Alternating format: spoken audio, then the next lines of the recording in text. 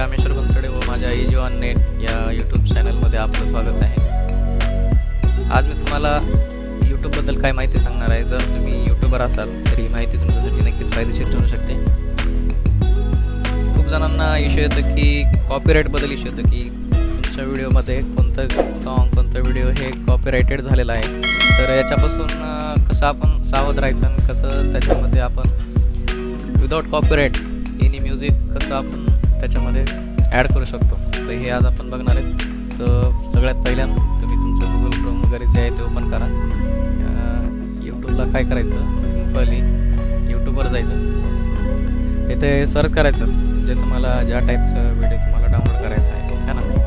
तर समजा तुम्हाला कोणत्याही प्रकारचं हिंदी गाणं डाउनलोड करायचं आहे तर तुम्ही इथे टाईप करू शकता हिंदी सॉंग्स है ना।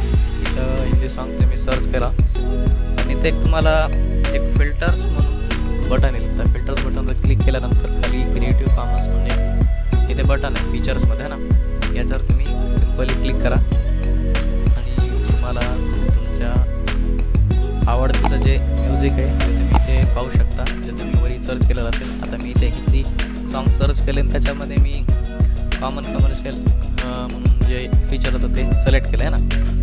तर सिंपली मी समजा इथं क्लिक केलं याच्यावर, हे प्ले होणार नाही म्हणून येणार थोडं काळजी, कॉपीराईट मला इश्यू येऊ शकतो।